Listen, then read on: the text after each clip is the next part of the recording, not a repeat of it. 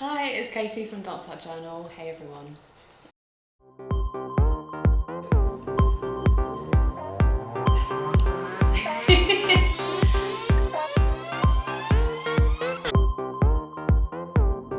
I hope that the magazine is around for a bloody long time, but I want it to go on without me, you know? So I feel like there was a lot of stuff to like air. Sounds a bit tense. It was quite tense. Okay, hello, welcome to Flow with Flo Contemporary Dance Podcast. I'm Flo without the W. And Hi, it's Katie from Dance Art Journal. Hey everyone. it's okay. Yeah. So, do you want to talk a little bit about Dance Art Journal just to start? So we are like an independent dance magazine. We were founded a few years ago now, which is mental because I keep thinking that we've only just been doing it for like a year, but it's been like 4 years. So we basically write about the work of early career, all careers really, independent makers, small organisations. I think a lot of like the mainstream press will focus on like the big companies and like the big names. So I think that we, really focus on amplifying the voices and providing discourse around the work of like independent makers and smaller organisations and companies. And that is something that happened quite sort of unintentionally because I started it just as like a blog for myself because I've done Resolution Review, which is a dance writing programme that sits alongside the Places Resolution Festival. And towards the end of that, there weren't really any opportunities, and I'd been published in other magazines, and that sort of didn't ever lead to anything else. So I was just like, well, I'm just gonna start a blog, and then went to see loads of dance shows, and in places like Trinity Laban, the Gulbenkian, I can never pronounce that, in Canterbury, the Coronet, so really smallish sort of theatres sort of based in and around London and Kent where I'm from.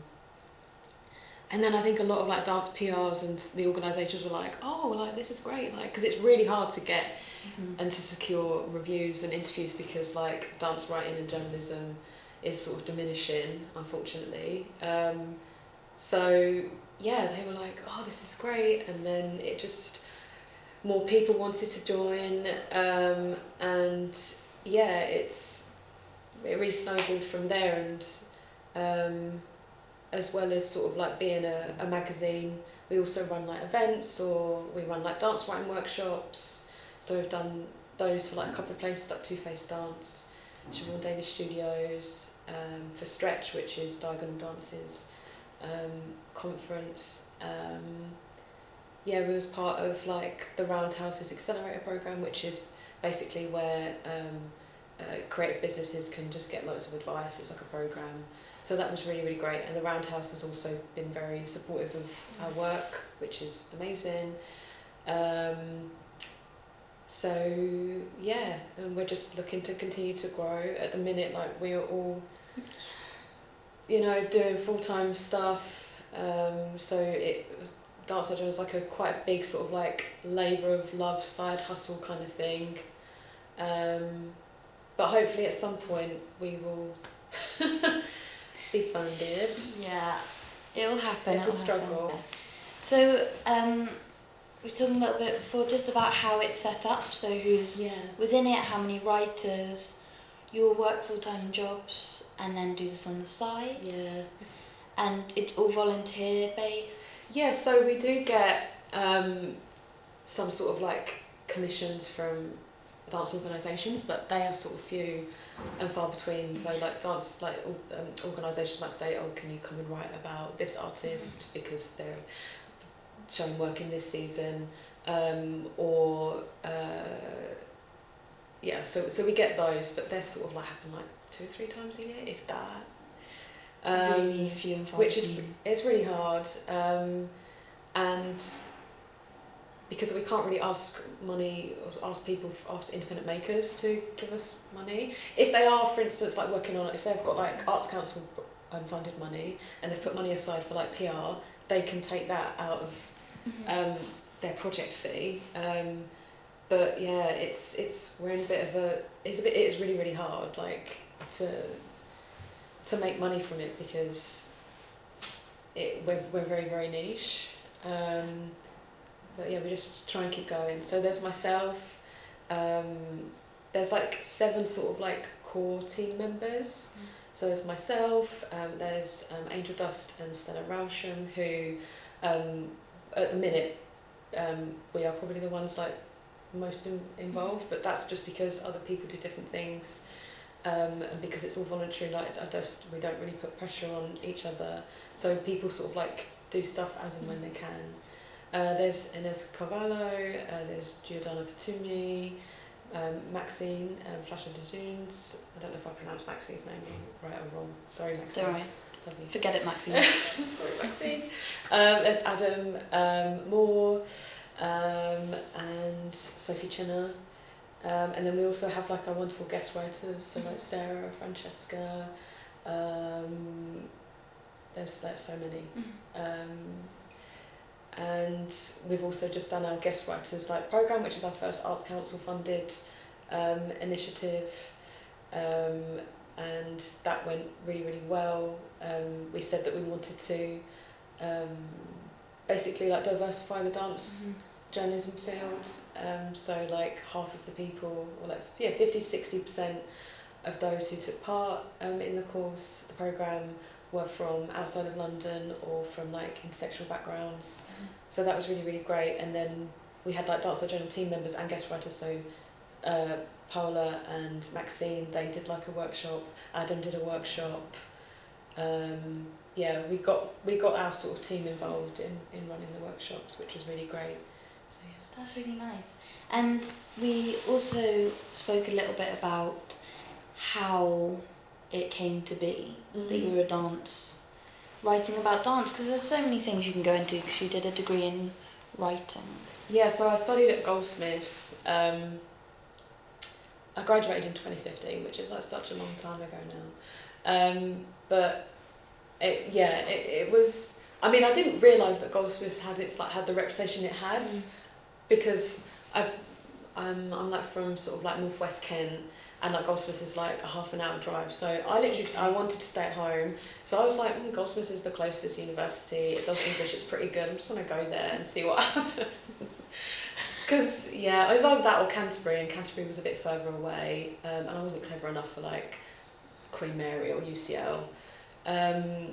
So I went to Goldsmiths and like had an amazing time. Up until that point, I'd like only really I did like my RED and ISTD exams, and that was really, really amazing. I think my parents, I grew up sort of, I think the recession was in 2008, so I was like 14, and my dad is a carpenter, and it was really difficult around that time because like the construction industry got hit so badly, so it was really difficult, but my parents, bless their heart, went without a lot of things so I could continue to do dancing.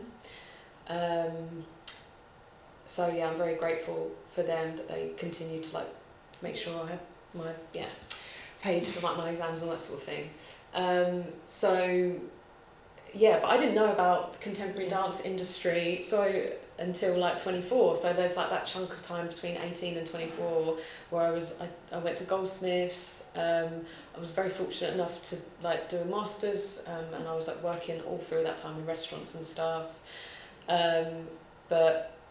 And I also did classes at Trinity Leuven, so that's when I was like starting to be like, oh, like there's a contemporary dance industry. But yeah, I didn't really know about it until I was like 24 when I did the next choreography course at Siobhan Davis Studios, which was really amazing. It was, at that point, it was facilitated by Oro Bell and Nancy Roberts, who inspire me greatly. And yeah, it kind of put me on the path to discovering the dance industry. It was just, I had no idea it existed at all. And I was like, at 24 I was a bit like, oh damn, like why? I felt a bit, not hard done by, but I was like, oh my god, like I could have known about this a lot this earlier. Is been here, and I didn't know. And why do you think you didn't know about the industry? Do you think it's like the lack of talk. I think we were talking about it earlier, weren't we? So I think that there's, so you have like mainstream dance, right? So like ballet and Strictly Come Dancing. I think that a lot of the contemporary dance, it isn't the mainstream, and I think that that's brilliant, and I think that it needs to sort of stay that way, because for it to be on the mainstream, it will probably need to change, and I don't think it should. That's not to say that it shouldn't be like on Saturday night television at sort of peak time, like it can, but I'm like, there's, I don't know, it kind of, I don't know if it would need to change to meet those kind of, what those audiences want from like a mainstream point of view. So yeah, basically I think that there is a lot of like beautiful things about the fact that the contemporary dance sector does feel like it's not the mainstream, because I think that the dance work can say and do a lot of wonderful things that if it was in a mainstream space it probably couldn't. I don't think it could be perhaps quite as bold. I might be wrong, but that's just my sort of feeling. But then on the flip side, I do understand that to change perceptions and to change how mainstream audiences think, they need to see that stuff. So there's two sides to it. But in terms of, but in terms of like why I didn't perhaps know about the contemporary dance scene was because I was part of that mainstream audience. I only really sort of like, it was just ballet and The Lion King and musicals. And so I think that the access route into contemporary dance needs to be a lot better. And whether that is people coming into like secondary schools, so dance company, I'm sure they do that, but yeah, I didn't experience that, unfortunately. Yeah. Which was a bit... And there's something about like, if dance isn't like more in the mainstream, how do we find the funding? Out of, like, how can we find the funding for the independent artists, the companies, the journals, all of this, if it's not in the mainstream body of that, if that makes sense? Yeah, it's very true. So I mentioned a bit earlier that I took part in the Roundhouse's Accelerator programme, which was basically like it's a brilliant 12-week course where you can develop your creative business. So the people that took part in that, they're brilliant people, like one of them was Zaini, who runs British Asian Women's Magazine. She's like one of the few people that run a magazine dedicated to Asian women.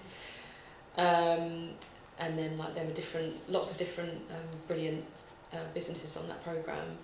And I remember, because at the end you have to pitch your business, which I come into that programme being like, I cannot public speak for the life of me, and at the end I was sort of like, I'm okay at public speaking, like I can, I think as long as I can dabble, and I think as long as you're talking about something that you're passionate about, it's a bit easier. But I remember we actually had to present in front of one of the people, was like the CEO of Spotify, managing director of Spotify, and he was like, why don't you try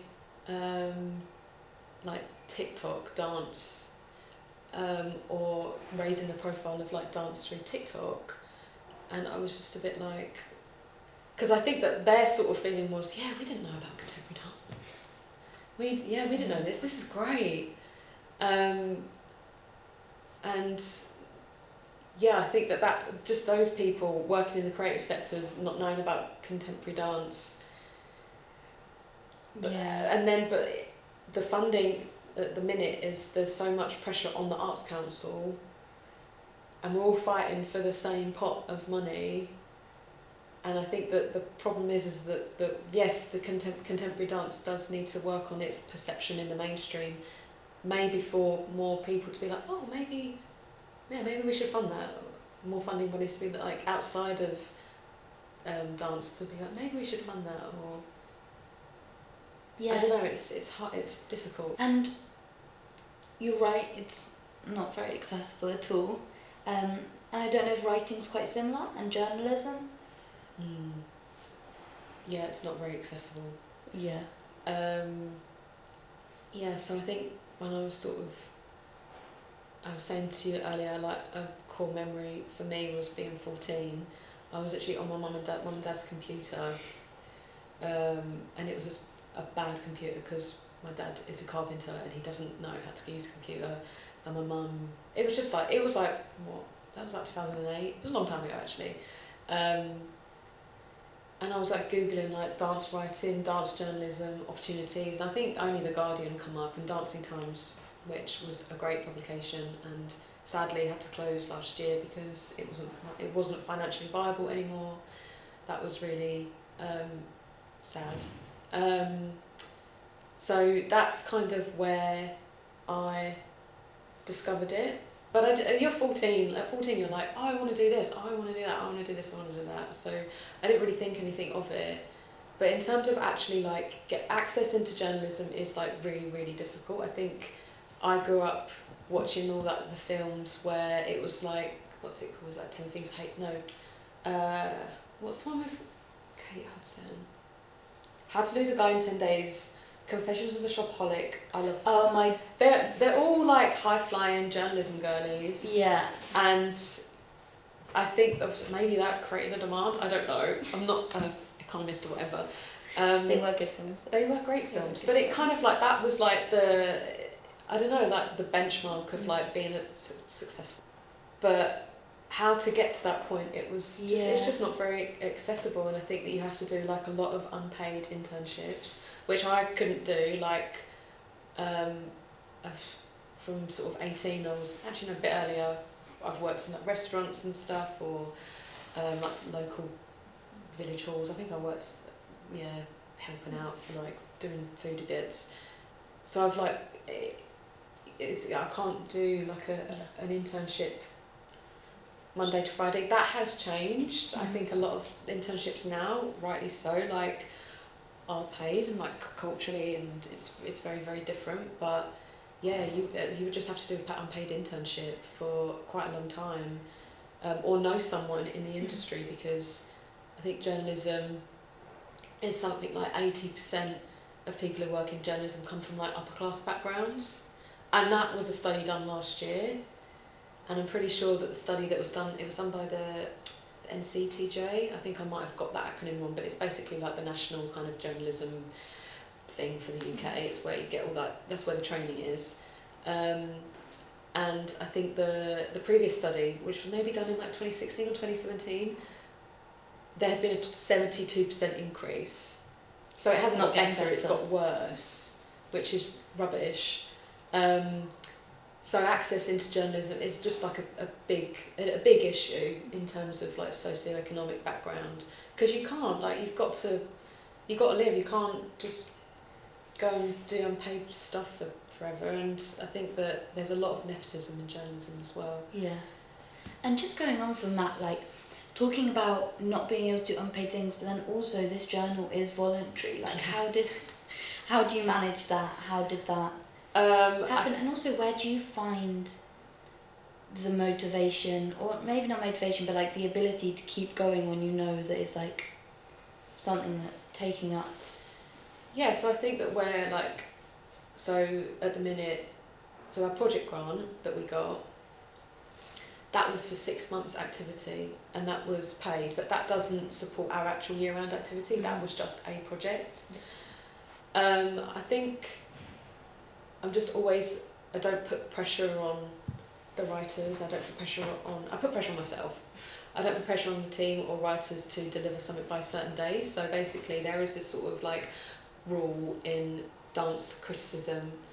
I prefer to use the term like dance writing. Dance criticism just feels a bit like it's just about reviews, and dance journalism and writing is actually, it's a lot more, it's just way more things. Like this could be dance journalism, do you know what I mean? A podcast. I don't put pressure on the writers like to deliver something by a certain time, because I think, there is this rule within journalism that you go to see a performance, you stay up all night, and you submit your 300 to 500 word review at 9 AM the next day. That's what happens when you get paid. Not paid very well actually by big theatre publications. Like the pay is bad. It's not good. I mean, it's still something, but for like the readership and for the status of these publications, it's not great. Maybe because they're also struggling. Like, it's a hard time for media generally. You only have to look at the fact that Gowden has gone, which is a travesty, to be honest, because they've provided such an important discourse around people of colour and writers of colour. But just going back to what I was saying. Yeah, so there's this rule that you have to like submit a review like a day after, which is great if you're being paid. But if you're not, it's kind of like you might have a job to go to the next day. You might have like caring responsibilities. You might have other shit to do. You might be tired because you need to listen to your body. So generally, I just don't sort of like put time pressures on people to deliver it by then. And I think that but then also have to be sensitive to the fact that of the artists showing their work, because they have given us a ticket to go and see that performance. So it's not like we take like months, like we'll publish something within a couple of weeks. I think that if there is a run, so if there's sort of like a run, a few days, like a week, then we try and publish it within that, because that's when people might read the review and be like, I'm going to go and see it. So I did that for Sam's Burkitt's work that I went to see last week, You're Alright, it was called, at Camden Fringe. Like I published it like the day after, because I was like, oh, it's a run, and I can get it done.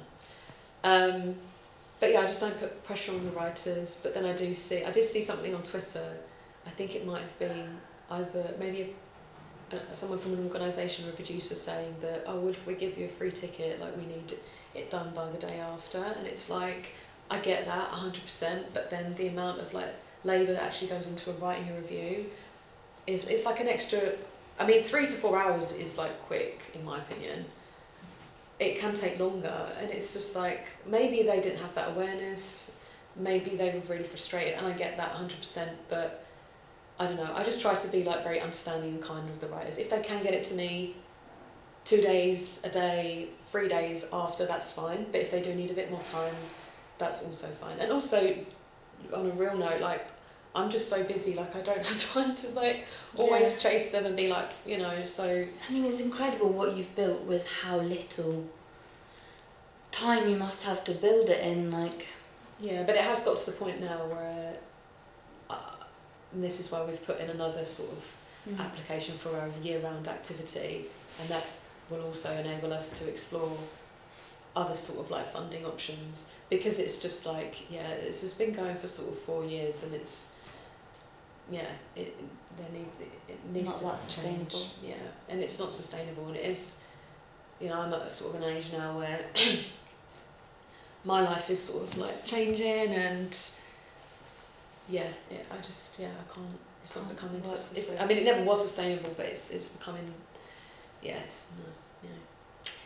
Is there like donations or anything like that Yes. So I must like say like the names of like the guest writers who did like the pilot project in the year 1. So that's Francesca, Sarah. I think Maria and Elena didn't take part in the guest writers, but contributes. There's Hannah. I think maybe like I'll write a list, and then maybe you can like put it on the screen. I'll put it on the screen. Because I'm not saying their second names either. No, that's okay. But I think that what we might get into the habit now more regularly is like after sort of like every piece. So Paula's going to do one. She attended the Spanish version of the Dancing with Decolonisation event. Just put like a button at like a call to action at the bottom being like donate, and then that will go to the writer, and just to see how that happens. But we do have a PayPal, but we do have a Patreon. We've got, and if you're a Dance Our Journal patron, you can get a cute postcard. You can rest in the knowledge that you're supporting independent dance. Yay! An independent dance magazine. You can also get access to the workshops that we did for our guest writers program, and there were some brilliant facilitators for that. Some really, really great artists. And how much is the Patreon and how do people access it? access So it starts at £1. Oh, come on. And you get a cute postcard that we made on our, like we did a residency a couple of years ago at Sean Davis Studios that really sort of dug into dance writing, and it was quite experimental. It was really cool. So yeah, you can get a postcard, and then you can get workshops, and then you can get opinion pieces that are only available to patrons. But please check it out. Check it out. put the link below. Yeah. Link below if I can work out to do it. So I'll make sure. We have followed like a similar model to like White Cube. Yeah. So White Cube, I think that they've got a really great Patreon account, and then they also get commissions from organisations or different sort of other sort of art magazines, and I think they do like a column in Elephant magazine, which is an art magazine. It's so important for businesses, I don't know, groups like you to stay running. So please do the Patreon, because it's already diminishing, dance journalism. Yeah, so the Dancing Times closed last year, and that was like Britain's oldest monthly magazine from like 1910. It was really old. That's quite old. It was really 1910. Old. They only really focused on their bag was like ballet. Yeah, I can picture. And if you're in 1910, you're not looking at. Yeah, they did their they did their thing, and they did it really well. And it just shut because of money. And then a few years ago, there was this really great independent dance magazine called Belly Flop, which, definitely, I think it's still online. You can still read some of the articles. I think it might have, I don't know quite when it finished, but it was like maybe I think I saw an issue from sort of 2010, but I would sort of definitely check that out. I don't think I'm not too sure why that stopped. I think that was just it. Maybe people ended up doing different things, which is kind of what happens.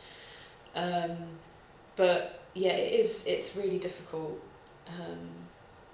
And like you can go on sort of love and energy, but I have burnt out a couple of times. Yeah, I can imagine, especially working. What's your full-time job, if you don't mind me asking? I work in PR for a dance organisation. Okay, nice. So you're very in the industry. Yeah, and it's I mean, I was at the Place last year, which was really, really great. I was maternity cover doing press there, and now I'm in a different organisation, and it does, because that's where we get our the marketing departments. That's where we sort of get our commissions from. So it's been really interesting to see. How they, because if a dance organisation is going to support an independent magazine, it will either be through sort of sponsored content or through sort of dance writing workshops. So it has been interesting to see how organisations work and the decisions that are made. Yeah, it's quite. Yeah, it's interesting.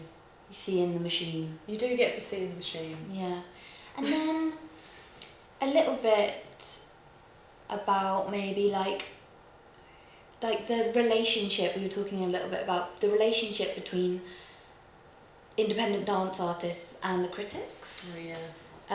How long have we got?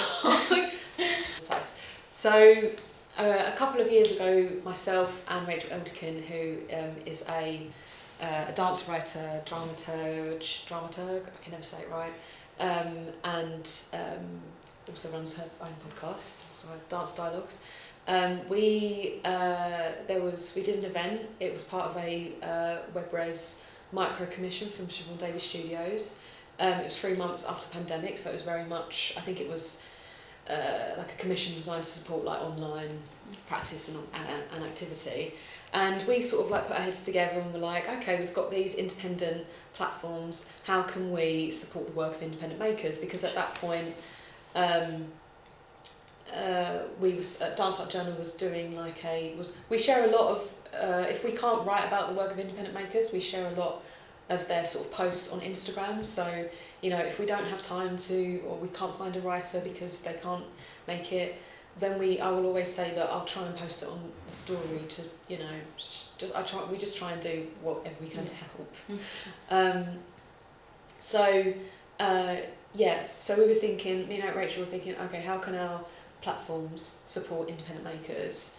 Because there is a huge difference between supporting the work of independent makers versus bigger companies. It's so different. And equally, there's a lot of difference between independent platforms like Dance Art Journal, like this podcast, and like Rachel's podcast, compared to big magazines. Like, I think there's Point Magazine and Dance Magazine in the US, which is owned by a media corporation. So they're very, very different models. We had come up with this idea and then put out the invite, and it sold out. Didn't expect it to. We just thought sort of 20 people would turn up, but there was like a group of over 50 people, which was brilliant. And it was very much for artists, but a lot of the broadsheet journalists and critics came along, which I didn't expect, and neither did Rachel. And neither did we maybe in our ignorance expect or anticipate that this might be the first opportunity where artists and critics have been in the same room together, same online space. So I feel like there was a lot of stuff to like air out. Sounds a bit tense. It was quite tense. It was really awesome, and people found it really, really great. And if people wanted to read, there's like a document that we made at the end with people's contributions that were made during the event on our website. It's called How Can Independent Dance Artists and Independent Dance Platforms Support Work and Independent Makers. So that's there, but it was very much, there was a lot to like air out, mainly in terms of the fact that, you know, a review that's done, a one night stand review, they were calling it, just doesn't give space to talk about an artist's like body of work, all of the labour that went into the work. It's sort of 300 words, and also it's just like one person's opinion on that work, and then that kind of exists in a public online realm. And for an independent maker, that might be the only thing that they have written about their work, and it's just like, okay, well, what can we do to create more of a dialogue and discourse around an artist, and not just one show, their actual body of work, and maybe the labour that went into that work. So then we were talking about the stuff that we've done previously, like we've gone into the studio during a residency and written and documented that process, like these sort of interviews where you can chat and discuss a lot more things than just a review. Reviews are great and they serve an important purpose, 100%, and they are really important to getting, like, securing funding, even securing visas. Like, they are really, really important and necessary, but not putting so much precedence on reviews, basically, or seeing dance writing as just reviews. And then there was also quite a big thing about just the lack of writers of colour in the industry. It's an ongoing and a big issue, and sort of what I was going back to the fact that journalism is just not accessible. So yeah, and there was lots of other things that we spoke about, and it is a really important document if you are interested in dance writing, and also if you are an independent makers. I can maybe send you the link. Yeah, perfect. But it will be down below. That's down the below. Down the below with the other names and things. It was. It was a really, really good and productive event, but there were it was quite tense. It sounds quite heated. It was a bit heated. A bit. Yeah, there was sort of. I think that criticism, you know, how do I sort of say it? I think that some critics kind of get carried away with like their own sort of voice. Okay. And they make it more about rather than the artist's work. And I think that some of the language that was used, especially talking about writers of colour, is really just not on. Like, actually, I remember reading a review. I think it was a one of the broadsheets had done a review of Joseph Tunga's work, and the way they'd spoken about Joseph Tunga was disgusting. It was just bad. Like, it was horrible. Like, it was just awful, and it needs to change. Like, and this the writer was white, And we need things like Dance Art Journal to stay alive, so it can have change, so it's not just these people that have the accessibility to be able to run the industry and then everyone else.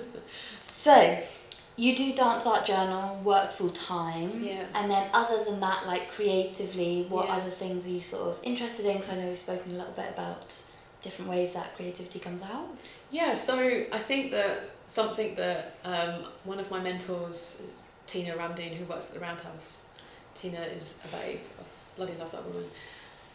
She said to me, like, you are separate to Dance Art Journal, you know that. It's like when it's your baby. Yeah, 100%. Like you're the same thing.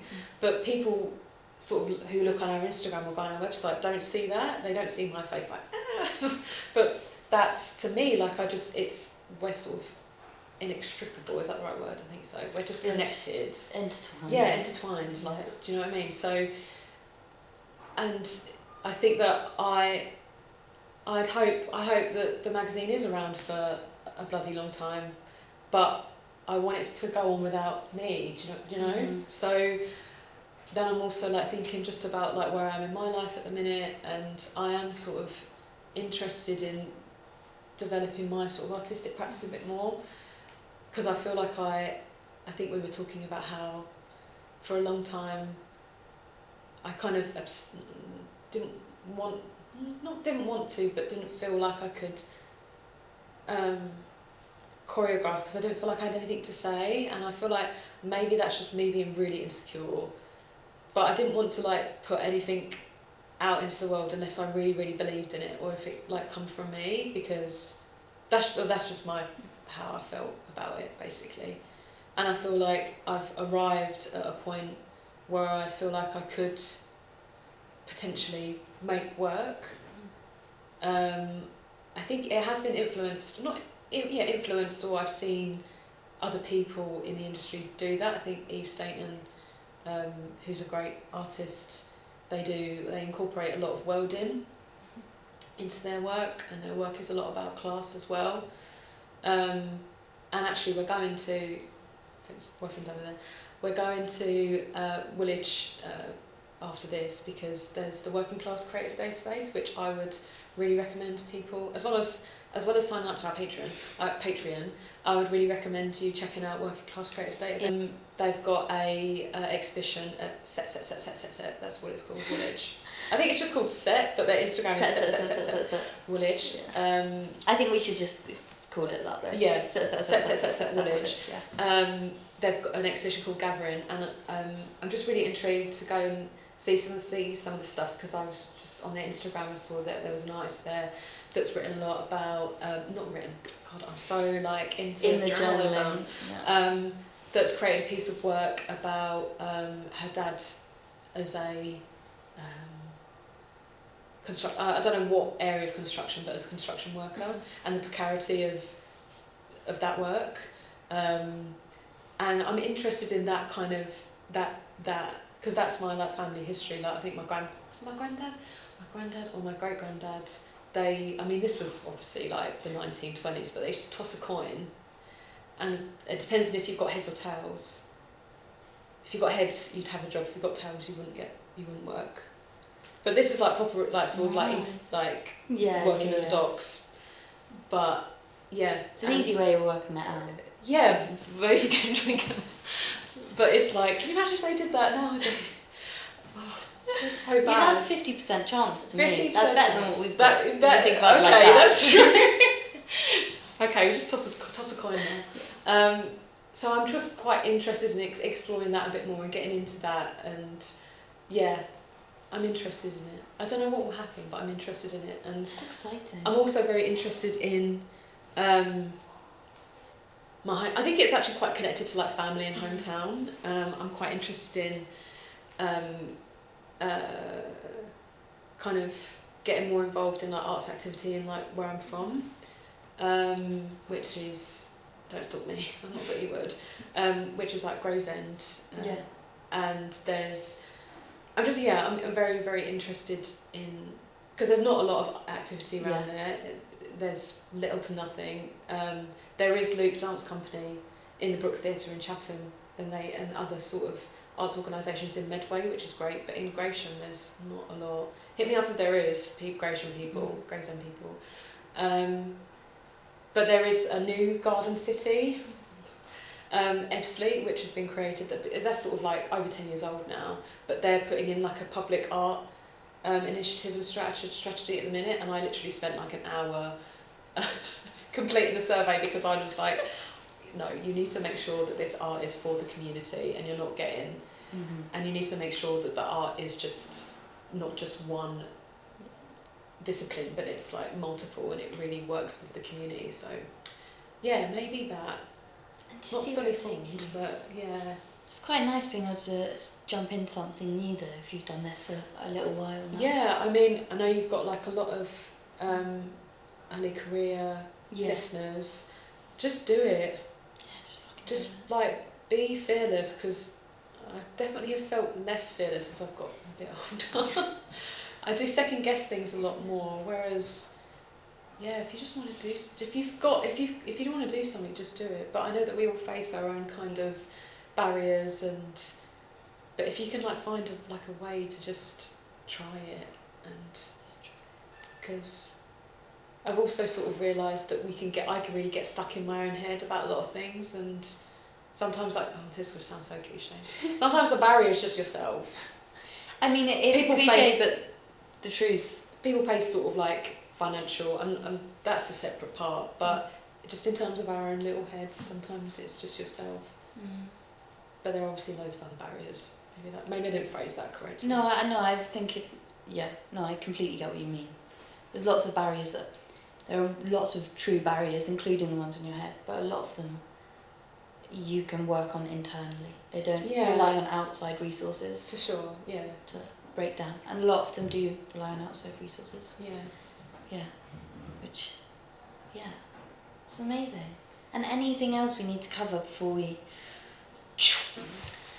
So the usual thing I do at the end is also quite cliche, but advice for people coming into the industry. Into the industry in any way. I spoke to, do you know Ellie Wells? Yeah. About photography, journalism, dancing, everyone's different advice. Yeah. That was good. No. Yeah. I liked that. That's staying. I really only dance when I'm drunk now, which is really bad, so I do want to go to more classes. Oh, or just get drunk and then go to classes. Yeah, definitely. Yeah, and I don't condone that. Okay, yeah. So any advice? It's hard. It's hard because everybody is so different. I guess I can only just go with like what I feel, and then maybe people might. It might resonate with other people it might not, but yeah, just be yourself, and always give time to maybe reflect on like who you are. I think reflection is so important. Don't be afraid to like put yourself in, and this is probably just like in a professional kind of capacity, don't be afraid to like put yourself in those sort of situations, because I can guarantee you everybody else is feeling that way or has felt that way before. Trust your gut and your instincts. That feels like a cliche, but I always trust my belly. And yeah, just be fearless. Yeah. Beautiful. I think it's important advice, even if it is cliche or whatever. Yeah. And also, like, if there are things that don't be afraid to like disagree with people either, and just fuck off. And be a bit disruptive, because Dance Art Journal has been disruptive, and that's where the change starts. Woo! Woo!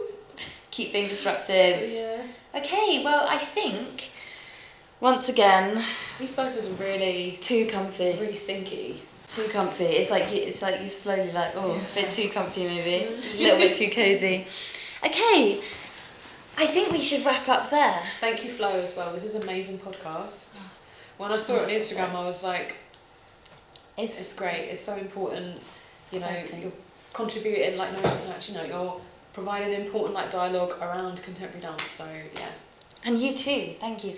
So before we wrap up, I will say that dance journalism, like we spoke about, is diminishing a little bit, and sort of companies like yourself that, you know, bring to light people that don't get a huge amount of coverage for whatever reason are so important to our industry, and so important for independent makers like us. And so just so we can all like support something like that, you know, like the Patreon's £1, things like that, just to make sure it keeps going, because we're losing different things quite quickly. So and if people can't, you know, I know it's a really hard time for everybody right now, just read our stuff and get engage in that kind of way, you know. Yeah. So. Every little helps. It does. It does. And also they're brilliant articles. Oh, thanks. So have a look. Right. Thank you, everyone.